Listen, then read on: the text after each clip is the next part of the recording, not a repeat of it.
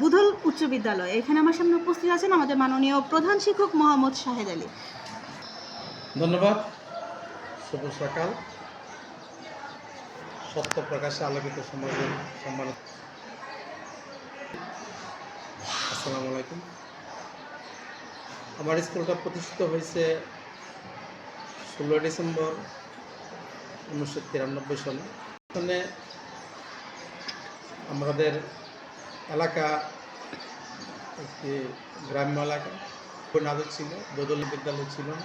এতে আমরা অনেক দিন, আমি ডিগ্রিতে পড়ে ডিগ্রি পাস করছি।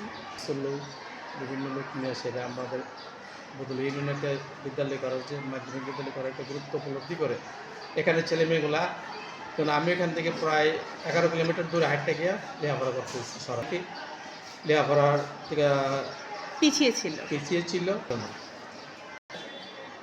আমাদের সময়ে আমাদের এই বদল ইউনিয়নে কোনো নারী শিক্ষার্থী ছিল না। কিছু লোক, বিশেষ করে সাবেক চেয়ারম্যান মোহাম্মদ তৈবুর রহমান, বদরুল ইসলাম গিয়াস, পণ্ডব, তাদের সমন্বয়ে পরামর্শ করে আমরা একটা 16 ডিসেম্বর আমাদের বিজয় দিবসে বিভিন্ন আলোচনার সাপেক্ষে এটা একটা আলোচনা রেখে আমরা বিদ্যালয় স্থাপন করার প্রক্রিয়া শুরু করি। তারিখ থেকে আমরা 6ষ্ঠ শ্রেণীতে ছাত্র কিছু ভর্তি করি। হতে চায় না যে স্কুল হবে না, ভর্তি করে আমরা 1996 সালের জানুয়ারি 1 তারিখ থেকে 1 পর্যন্ত চালু করি। 2000 সালে স্বীকৃতিপ্রাপ্ত হই। প্রথম জুনিয়র এমপিভুক্ত মাধ্যমিকের চেষ্টা করি। প্রথম আমরা স্থাপনা অনুমতি পাই। 6 সালে মাধ্যমিক স্বীকৃতি পাই। 10 সালে আমরা মাধ্যমিকের এমপিভুক্ত হই। বছর হয়েছে, শিক্ষার্থী আছে 878 জন। যখন উপবৃত্তি মেয়েরা পাইত তখন মেয়ের সংখ্যাটা অধিক হয়ে গেছিল। প্রায় আমি 1000-এর কাছাকাছি হয়ে গেছিল 2017 সালের দিকে। সালে যখন করোনা আক্রান্ত হলো তখন ছেলেমেয়েরা পড়ার গার্ডিয়ানরা তাদের ছেলেমেয়েদেরকে স্কুল বন্ধ থাকার কারণে অনলাইনে ক্লাসের বিরূপ প্রতিক্রিয়া স্বরূপ তাদের ছেলেমেয়েদেরকে মাদ্রাসায় দিয়ে দিল। আচ্ছা, এক ধাপে একটু কমে গেল, একটু না অনেক কমে গেল, 4100-তে এসে পড়ছে। আস্তে আস্তে বাড়তে হাঁটি হাঁটি বাবা করে যখন ক্লাস শুরু হইল, অনলাইন ক্লাস বাতিল হইল। এবছর ছিল 788 জন, এবছর প্রায় 878 জনের মতন। বদল ইউনিয়নের কোনো মাধ্যমিক বিদ্যালয় নাই। এবছর 6-এ 6ষ্ঠ শ্রেণীতে শিক্ষার্থীর সংখ্যা ছেলেদের শিক্ষার্থী 2006 সালে। তখন থেকেই গ্রাম পর্যায়ের স্কুলের মধ্যে আমার শিক্ষার মান এবং ফলাফলের হার তুলনামূলক একটু বেশি ছিল। প্রতিদিন আমি A+ বিহীন হয়নি, হাতছাড়া হয়নি।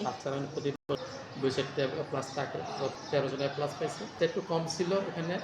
আমি কিছু ওই যে বিভিন্ন আন্দোলনের পরিপ্রেক্ষিতে ভাবলাম যে হয়তো ছেলে মেয়েগুলো একটু আন্দোলন কম করছে, একটু কম 71-এর মতো। 90-এর উপরে 90+ থাকতো সবসময়। হয়তো বছরে 2-4টা নাটিক এবং Mymensingh medical college, Chittagong medical college, এর মধ্যে আমার শিক্ষার্থী আছে।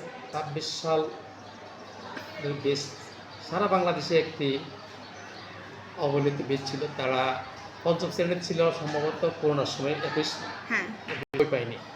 10-ওটার পরে হঠাৎ তারা পরীক্ষার জন্য প্রস্তুতি নিতেছে। তাদের মনে হয় যে আমার 1 থেকে শুরু করে 10 পর্যন্ত শুধু 10ই তারা লেখাপড়া করছে, আর এরা করছে বলে মনে হয় না। কারণে করোনা প্লাস কারিকুলাম, জুলাই আন্দোলন, এই বিভিন্ন আন্দোলনে বিভিন্ন কারণে তারা লেখাপড়ার পরিবেশ ছিল না, পরীক্ষা দিতেছে। আমরা গ্রাম পর্যায়ে অনেকে এখানে গরিব ছেলে মেয়ে আছে, অনেকের আপনারা দেখছেন যে লেখাপড়া করে 1 থেকে 4 সাবজেক্ট দিতে পারে। 94 জন। আমার পার্সেন্টেজ 90-এর কাছাকাছি। ভালো ফলাফলের জন্য আপনার শিক্ষক, অভিভাবক, শিক্ষার্থী তিনটার সমান্তরালভাবে যদি চলে তাহলে ভালো ফলাফল করা সম্ভব। শিক্ষার্থীরা বৎসরে অর্ধেক সময় থাকে এবং দৈনিক 6 ঘন্টা থাকে অভিভাবকের কাছে এবং কাছ থেকে পড়তে বসে কিনা ওদিকে খেয়াল না রাখে, এটাকে একটু নিয়ন্ত্রণ করে না রাখে, তাহলে ভালো ফলাফল শুধু শিক্ষকদের সম্ভব না। সম্ভব হবে করতে হবে এবং সঠিক শিক্ষা দিতে হবে।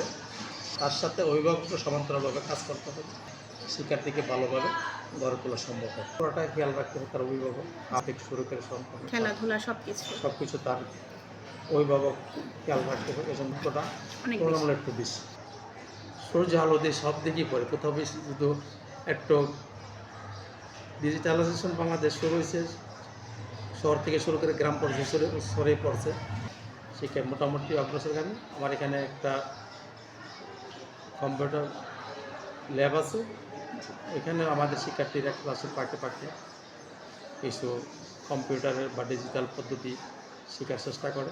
যেমন আমরা মাল্টিমিডিয়া ক্লাস করছি, মাল্টিমিডিয়া ক্লাসগুলো আবার ড্যাশবোর্ডে আপলোড দিতাম, তারা বিভিন্ন দিকে অনেকটা অগ্রগামী হয়ে গেছে, আরও অগ্রগামী হবে বলে আমার বিশ্বাস।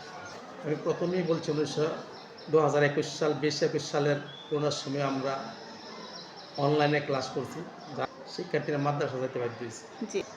কারণ অনেকে অভিভাবকই বলছে, স্যার ছেলেমেয়েরা সারাদিন বাড়ির থেকে অনলাইন ক্লাসের মধ্যে মোবাইলে আসক্ত হয়ে যাচ্ছে, থেকে বাইরে ঘোরা সম্ভব হচ্ছে না, হয়ে যাচ্ছি বাধ্য হয়ে যাচ্ছে। অনলাইন এবং অফলাইন ক্লাস চালু করে তো আমার মনে হয় অনলাইনের মাধ্যমে আবার ওইরকম মোবাইল আসক্ত হয়ে যাবে, তো হয়ে তাদের ছেলেমেয়েদেরকে আবার মাদ্রাসা দিতে বাধ্য হবে, বিগ্রস্ত হবে। এবং অভিভাবক আছে তাদের 3টা সেটের ছেলে মেয়ে স্কুলে পড়ে, কিন্তু তাদের 3টা সেটের ছেলে মেয়েকে 3টা সেটের মোবাইল কিনে দেওয়ার মতন তাদের সামর্থ্য নেই। ভালো করতে যাচ্ছে, ওই উদ্দেশ্যে আরও ব্যর্থ হবে।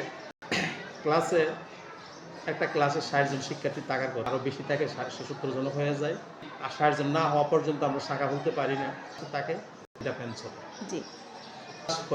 ওই 60 জন ছেলে 60টা রুমে বসবে, 60টা ফ্যানের প্রয়োজন পড়বে, আর কমপক্ষে আমাদের আরও 400 থেকে 500 গুণ বেড়ে যাবে।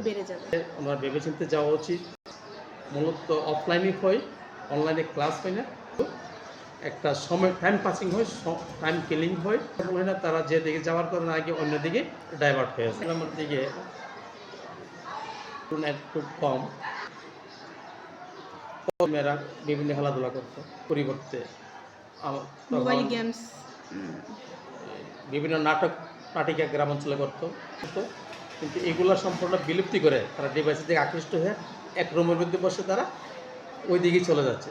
তুলনামূলকভাবে গ্রামাঞ্চল কমে যাচ্ছে। তো আমরা মোটামুটি ভালো উপরে বিভিন্ন সময়ে বিভিন্ন খেলাধুলায় খাম নাচ গজল আছে এগুলো করে যে পুরস্কার নিয়ে আসতে পারে, তো এগিয়ে আসি।